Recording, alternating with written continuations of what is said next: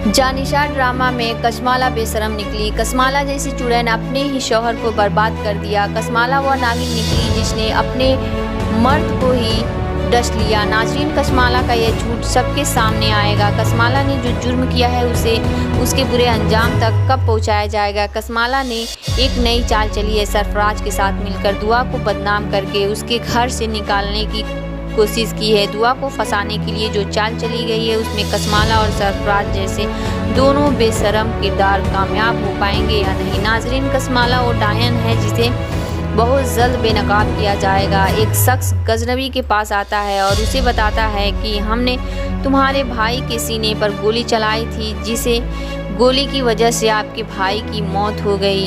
कत्ल हमने ज़रूर किया था लेकिन कातिल हम नहीं हैं। वो कस्माला चुड़ैल है जिसने हमें 2 लाख रुपए का चेक दिया था, बदले में अपने ही शौहर को कत्ल करवाने की प्लानिंग दी थी।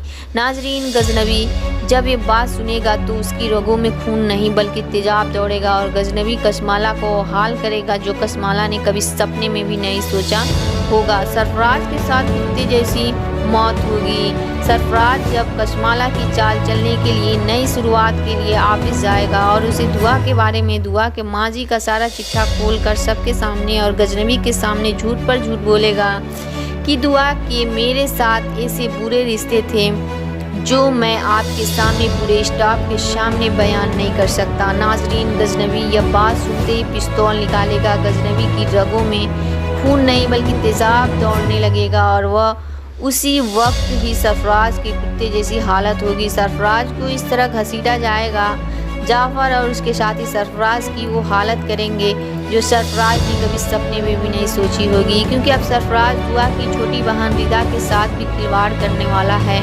रिदा सुसाइड क्यों करेगी? दुआ रोती हुई क्यों नजर आ रही है? कस्माला की चली हुई चाल कहीं ऐसा तो नहीं कि सरफराज दुआ की छोटी बहन रिदा को हरासर में कामयाब हो जाएगा? दुआ और फिजा को जिस तरह कस्माला और सरफराज जैसे बेशर्म किरदारों ने रुलाया है, मुझे यकीन है कि इससे कई गुना ज़्यादा ये दोनों बेशर्म कस्माला और सरफराज रोने वाले हैं। ऐसा होगा दोनों के साथ ही कि दोनों ने कभी सपने में भी नहीं सोचा होगा। गजनबी के सामने जब सरफराज कस्माला की चाल चलने लगेगा तो उसी वक्त ही सरफराज को मारपीट के बाद पुलिस के लॉकअप में बंद कर दिया जाएगा।